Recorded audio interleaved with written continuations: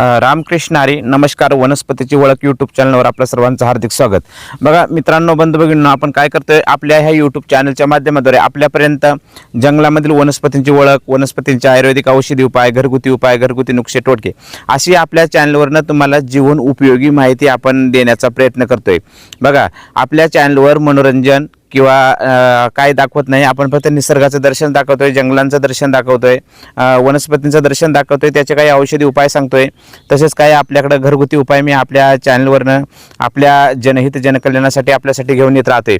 तर बघा मायबापा, आज मी तुम्हाला सांगणार आहे, आज हे कॅम्प्युटरचं युग आहे, विज्ञान युग आहे.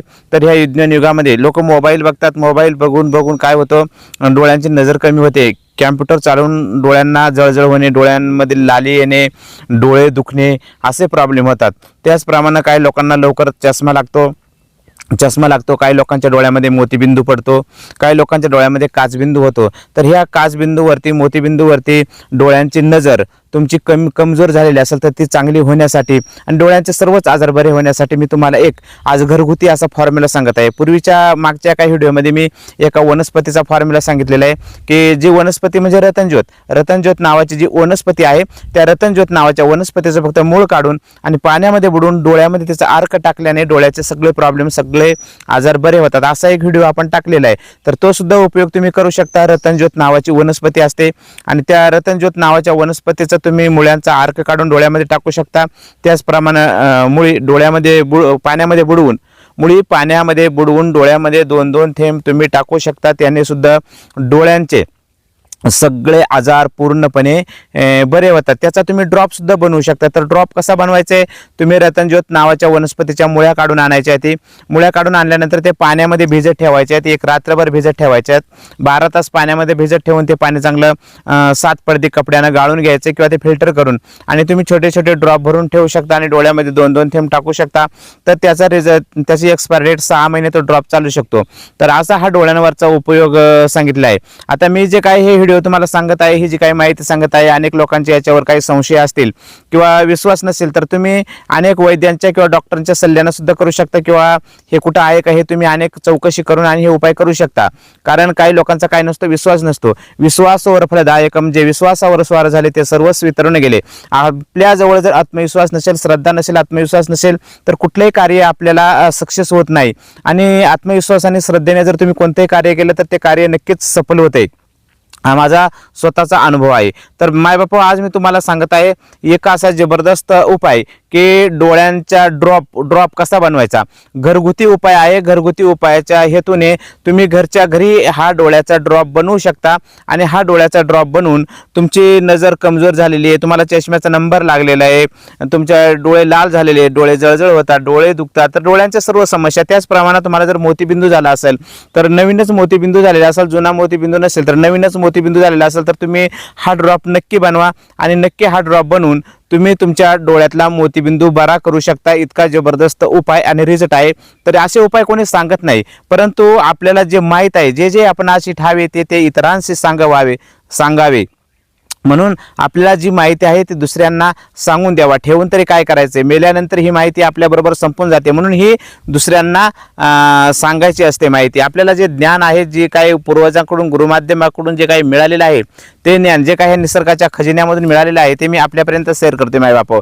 तर बघा, तुमचा वेळ न घेता तुम्हाला सांगत आहे, आजचा हा ड्रॉप आहे हा कसा बनवायचा आहे. त्याच्यासाठी तुम्हाला घ्यायचा आहे पांढरा कांदा घ्यायचा आहे. बघा इथे मी तुम्हाला दाखवतो. पांढरा कांदा घ्यायचा, सफेद पांढरा शुभ्र कांदा असतो तो कांदा घ्यायचा. कांदा घेऊन आणि त्याचे वरचं टलखर काढून टाकायचे. वरचं टलखर काढून टाकल्यानंतर ते असं बारीक बारीक कट करायचे किंवा खलबद्यामध्ये तो कांदा चांगला कुटून घ्यायचा. कांदा चांगला खलबद्यामध्ये कुटून घ्यायचा. कुटून घेतल्यानंतर चांगला असं एक सफेद कपडे घ्यायचे, साधं सुती कपडे घ्यायचे. त्या कपड्यामध्ये तो किसलेला किंवा कुटलेला कांदा टाकायचा आणि कपड्यामधून पिळून त्याचा रस काढायचा. काय काढायचंय, पांढऱ्या कांद्याचा कुटून कपड्यामध्ये पिळून चांगला स्वच्छ रस काढायचा आहे. आता पांढऱ्या कांद्याचा रस काढला, किती काढायचे, 10 ml रस काढायचे. तुम्ही तुमच्या हिशोबाने, तुम्हाला किती औषध बनवायचं ते तुम्ही तुमच्या हिशोबाने बनवा. मी एक प्रमाण सांगतोय, कमीत कमी एक आठवड्याचं औषध पुरेल इतकं प्रमाण सांगतोय मी. तर 10 ml कांद्याचा रस घ्यायचे. पांढऱ्या कांद्याचा रस काय करायचे, 10 ml घ्यायचे. रस काढताना स्वच्छता आणि पवित्रता राखायची आहे. तर बघा, स्वच्छ आणि पवित्रतेने कांद्याचा 10 ml रस काढायचा आहे. त्याचप्रमाणे आपल्या घरच्या आहारामध्ये आपल्याला आल्ला सर्वांना माहीत आहे, कोणी अद्रक म्हणतंय, कोणी आल्ला म्हणतंय.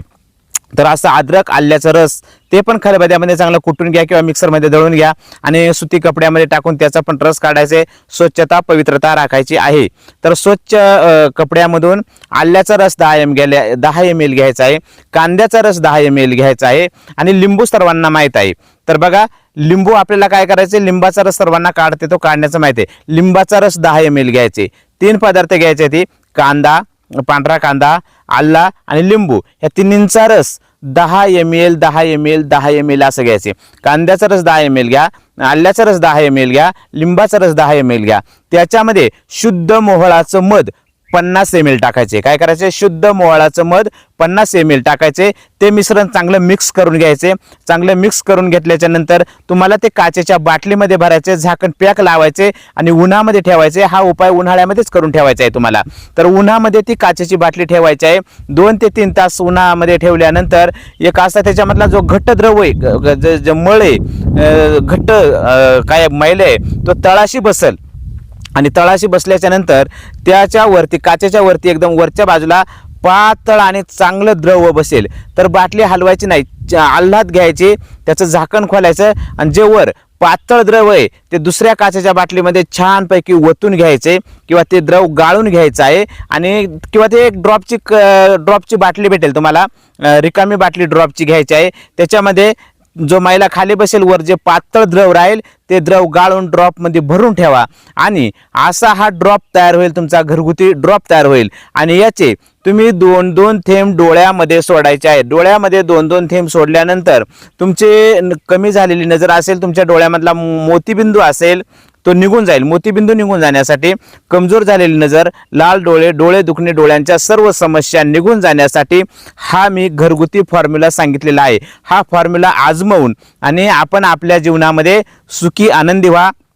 बघा, हा उपाय तुम्ही एकदा करून बघा आणि याच्यावर तुमचा जर विश्वास नसेल तर तुम्ही अनेक डॉक्टर किंवा वैद्यांचा सल्ला सुद्धा घेऊ शकता किंवा अनेक माहिती. आता मी कसं आहे, जे उपाय करतो ते सांगत असतोय, म्हणून मी ह्या करून बघितलेला आहे. याचा रिझल्ट चांगला येतो आणि मग हाच उपाय मी मायबापाओ तुम्हाला सांगितलेला आहे. तर हा उपाय करून आपणही सुखी आणि आनंदी व्हा. चला, धन्यवाद. रामकृष्ण हरी, जय धन्वंतरी भगवान.